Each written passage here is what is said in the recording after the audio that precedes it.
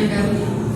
Kwa hakika Mfalme Daudi alikuwa ni mtu yule ambaye wengi hawangetarajia kuwa jinsi alivyo, ama hawangetarajia awe mfalme. Hata babake mwenyewe hakutarajia kuwa kijana wake Daudi atakuwa mfalme. Maana wakati ambapo Samueli alienda katika nyumba yake, wakati ambapo Mungu alikuwa amemtuma ili akaweze kwenda kuteua kati ya wale wandugu mmoja wao ili akaweze kuwa mfalme, baba aliweza kuwaleta wale ndugu zake ama wale watoto wake wengine wote mbele zake Mfalme Samueli, Mtume Samueli. Lakini Mtume Samueli aliweza kumuuliza ya kwamba, je, unawaleta watoto wako mbele hapa? Hakika alikuwa amesaulika, maana yeye alikuwa akichunga.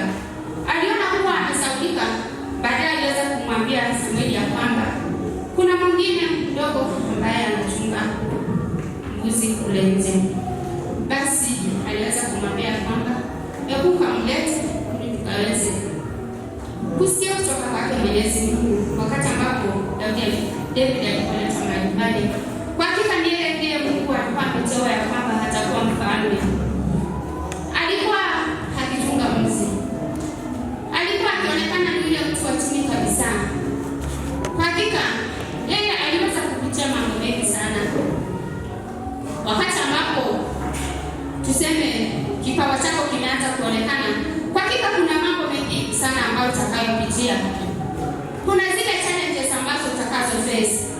Kwa hakika kuanzia mahali pale, wakati ambapo aliweza kumiminiwa yale mafuta, aliweza kukutana na changamoto nyingi sana. Maana hizo changamoto zilikuwa ni zile ambazo zilikuwa zinamprepare for the work aliyopewa. Zilikuwa zinamprepare ili akaweze kuiendeleza injili yake Mwenyezi Mungu. Hakika Daudi aliweza kupitia mambo mengi sana. Wakati ambapo sasa alikuwa amesema kwamba yeye atakuwa mfalme, aliweza kukaa naye Saul aliweza kuondoka.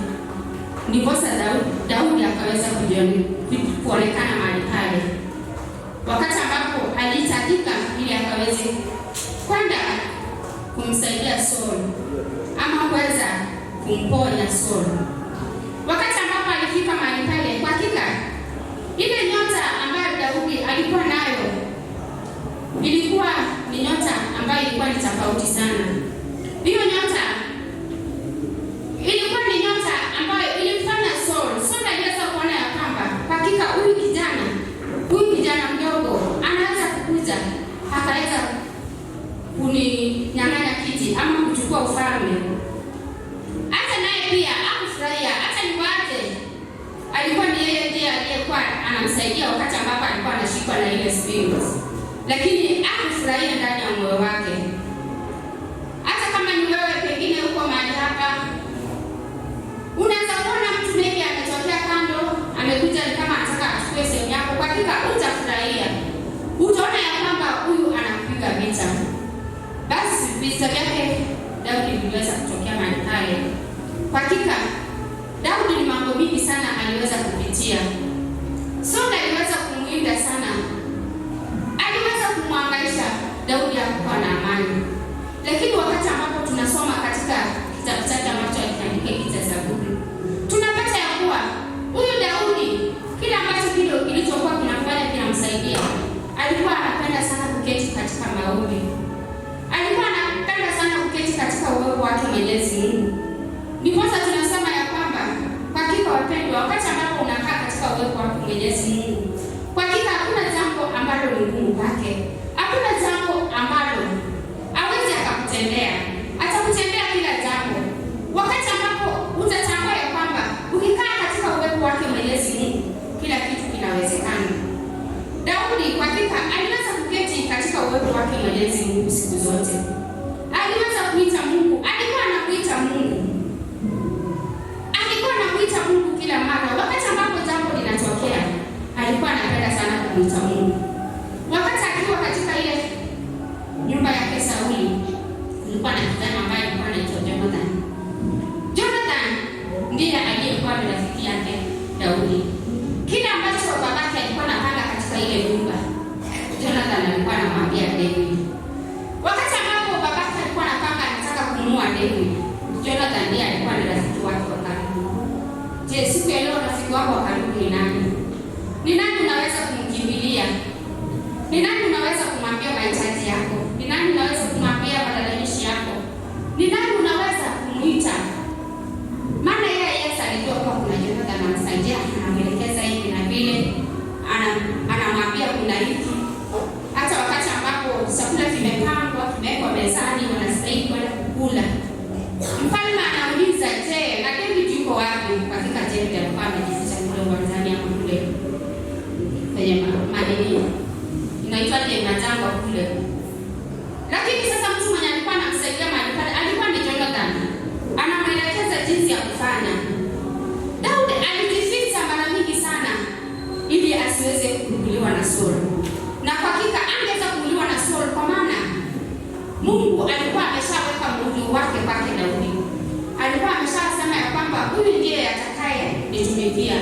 Huyu ndiye atakuwa ni king baada yake Saul. Kwa hakika alikuwa amemteua. Maana tunaona ya kwamba hata Daudi alikuwa ni a man after God's heart. Mungu alikuwa anampenda sana. Alikuwa anampenda sana Daudi. Alikuwa anampenda kwa nini? Maana Daudi alikuwa amegundua siri ya kukaa kwake Mwenyezi Mungu. Kukaa katika maombi siku zote.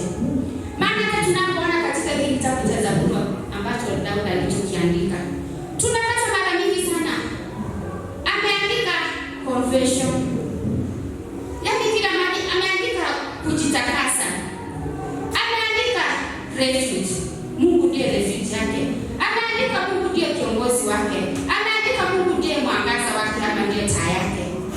Ameweza kuandika hizi vitu akipitisha Mungu, maana alijua ya kwamba hata kama Jonathan ako mahali pale atamsaidia, atamelekeza hapa na pale, lakini kuna yule tu mmoja ambaye ni wa kweli, ambaye yuko na uwezo.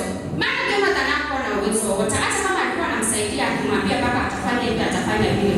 Jonathan hakuwa na ile power ama hakuwa na ile strength. Hakuwa na ile strength ya kuweza kumficha Daudi vile. Lakini kwa hakika Daudi alijiweka katika maombi. Alipitia mateso mingi sana. Alipitia vitu mingi sana. Aliingia kwenye majangwa akitaka kuuawa. Lakini yote aliyavumilia. Wakati ambapo anayavumilia yote, wakati ambapo anayapitia yote, kama angekuwa ni mimi ningekuwa nimepitia mambo mengi sana. Mambo ambayo yananishinda, mimi ningefika mahali na nikaweze kusarenda ama nikaweze kusema kwa hakika hii kama ni uongozi sitaweza tena. Lakini yeye hakuweza kulose hope. Maana alijua ya kwamba ni Mungu ndiye alikuwa anamteua. Alijua ya kwamba ni Mungu ndiye anayemtumikia, atumiki mwanadamu yoyote. Na Mungu ndiye alimteua ili akaweze kuongoza watu wake. Ninachowasihi siku ya leo ni wakati ambapo umejitoa wakifu kwake Mwenyezi Mungu. Ujitoe wakifu kabisa kwake kamili. Ukijua ya kwamba ni nini haswa ninachokitumainia mbele. Umtazamie Mungu, uangalie mbele, usiangalie nyuma. Usiangalie kando. Uangalie mbele. Wakati ambapo unamtumainia Mwenyezi Mungu. Lakini tazama wakati ambapo Saul aliweza kuaga. Saul alipoaga, Jonathan naye pia aliaga. Sasa kukawa hakuna tena Saul mahali pale. Lakini kwa upendo wake Daudi alijua ya kwamba hata kama Saul alikuwa ananitesa, kulikuwa na mtu yule mmoja katika ile familia ambaye alikuwa akiniangalia, ambaye alikuwa akinisaidia, ambaye alikuwa akiona baba anataka kufanya hiki, alikuwa ananiambia babangu anapanga hiki, hebu hepa akaenda mahali pale. Kwa hakika aliweza kukumbuka Jonathan. Tunapoenda kuona katika kitabu cha 2 Samuel chapter 9. 2 Samuel chapter 9. Wakati ambapo amepitia hayo mambo mambo maovu, amepitia challenges, amepitia hali ngumu. Kwa hakika hakuweza kuangalia zile hali, kwa sababu kama angekuwa ni mtu mwingine angesema ya kwamba nimepitia hii hali, nimepitia haya, huyu Saul amenifanyia hivi, siwezi hata nikasaidia hata mtu wake mmoja, siwezi hata nikarudi katika nyumba ile nikaweze kufanya jambo. Maana hata wakati ambapo aliweza kurudi mahali pale ili akaweze kusaidia mahali pale, kuna baadhi ya watu ambao walisema ya kwamba kwa hakika Daudi aweze akafanya kitu katika hiyo familia, maana hiyo familia ilikuwa ni familia ambayo ilikuwa inataka kumwangamiza. Wacha tukaone kutoka katika kitabu cha 2 Samuel chapter 9.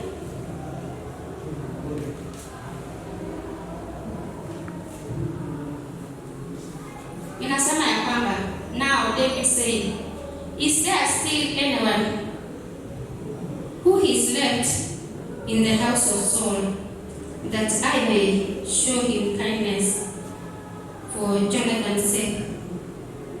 Angalia mtu ambaye alikuwa ameteswa.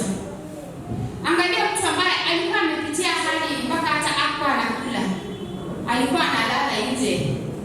Alikuwa analala katikati ya milima. Yaani alikuwa anahofia maisha yake kila saa kila wakati. Lakini aliweza kukumbuka ya kuwa sio Saul ndiye alikuwa amemteua. Sio Saul ndiye alikuwa amemteua ili akaweze kuongoza watu wake. Alikuwa ni Mwenyezi Mungu ndiye alikuwa amemteua. Aliweza kuuliza, je, kuna mtu mmoja ambaye amebaki katika familia hiyo ya Saul ili nikaweze kumwonyesha wema wangu, nikaweze kumwonyesha wema wangu, nikaweze kushow my kindness. Yeye alikuwa na moyo, yani alikuwa na moyo wa alikuwa mwenye moyo mzuri sana. Hapo yule ambaye akalipisha, hapo yule mwenye angekuwa ni yule ambaye alikuwa analipisha kisasi. Kwa hakika angeweza kuangalia nyuma wakati ambapo alikuwa ameaminiwa kwa the king. Angeweza kuangalia nyuma katika ile nyumba yake Saul ili akaweze kuwasaidia. Lakini aliweza kuuliza wale servants, wale wafanyakazi ambao walikuwa katika ile nyumba, is there anyone that is left in the house of Saul, so that I may show him kindness? Ili akaweze kumwonyesha wema wake, ili akaweze kumwonyesha uzuri wake. Yeye hakutaka kulipiza, hakutaka kuonyesha ubaya wowote katika ile familia, hakutaka kuonyesha ya kwamba yeye sasa alikuwa ni mfalme, alikuwa sasa ako na amri ya kuweza kufanya kila kitu, ako na uwezo. Alikuwa na uwezo, by the way, alikuwa na uwezo. Maana hata wakati ambapo alikuwa anapigana na Saul, yeye alikuwa anaua many people. Mani wake wale walikuwa the soldiers wake walikuwa wanaua watu wengi kuliko wale Waisraeli walikuwa na. Maana alikuwa pamoja na Mwenyezi Mungu. Mwenyezi Mungu alikuwa pamoja na yeye. Hakutaka aangamizwe kama. Alikuwa na huo uwezo wa kuweza kuangamiza ile familia yote kabisa, akaweza kuimaliza. Lakini yeye kwa upendo wake mkuu ambao alikuwa nao ndani ya moyo wake, aliweza kurudi mahali pale akauliza wale wafanyakazi, is there anyone left in the house of Saul, so that I may show him my kindness? Je, asubuhi ya leo ninakuuliza, je, ni nini haswa uko nacho siku ya leo ambacho unaweza kumwambia Mwenyezi Mungu, ni hiki ndicho ulichonifanyia? Je, ni moyo wako ambao umeutoa kwake Mwenyezi Mungu siku ya leo? Maana anahitaji tu huo moyo peke yake. Haitaki kitu kingine chochote. Haitaki mali yako, haitaki mavazi yako, haitaki magari. Anahitaji tu huo moyo ili ukaweze kumrudia, ili ukaweze kunyenyekea mbele zake, ili ukaweze kumuita. Maana tunaona ya kwamba Daudi wakati alipokuwa anapitia mambo mengi, alikuwa anasema, and his mercies endure forever. Fadhili zake zinadumu milele. Yaani fadhili zake Mwenyezi Mungu zinadumu milele. Kwa hakika wakati ambapo tunapomwendea Mwenyezi Mungu, tukijua ya kwamba ni nini haswa tumetuleta katika nyumba yake Mwenyezi Mungu, ni swali ambalo tunastahili kujiuliza. Ni nini haswa tumetuleta siku ya leo katika nyumba yake Mwenyezi Mungu? Je, tumekuja katika nyumba yake Mwenyezi Mungu nikakuja kuona leo Joyce anaongea aje? Leo Joyce anakaa aje?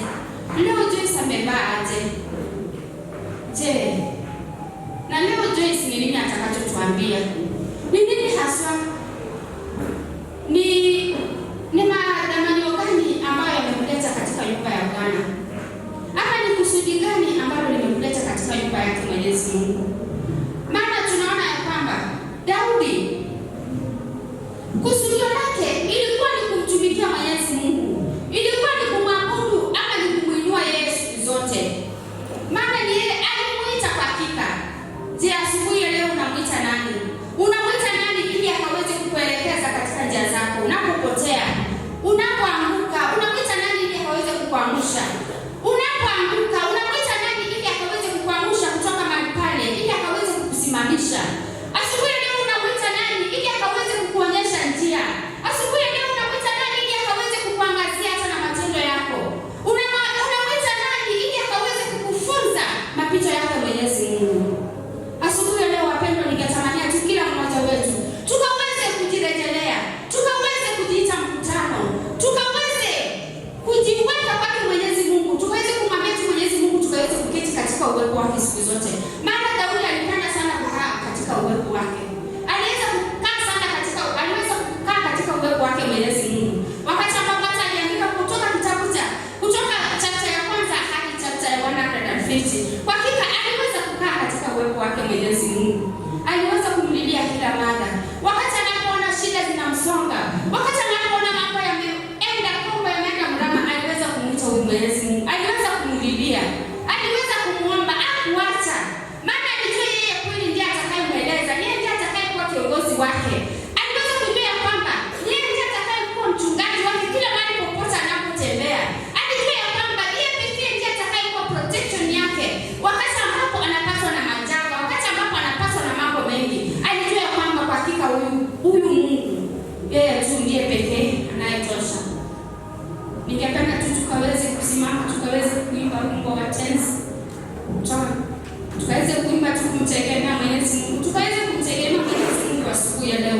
Tukaweze kumuita praise and worship na waalika mkaja hapa mbele. Tukaweze kumuita tu Mwenyezi Mungu, tukamtegemea. Akawa ni yeye tu ndio tegemeo letu. Tukamtegemea yeye. Usitegemee mwanadamu. Usitegemee dada yako, usitegemee rafiki yako. Maana kama yeye angetegemea Jonathan alikuwa ni kama Abuda ama alikuwa ni kama ngazi yake ya kufikia. Lakini hakuweza kumtegemea. Aliweza kumtegemea Mwenyezi Mungu.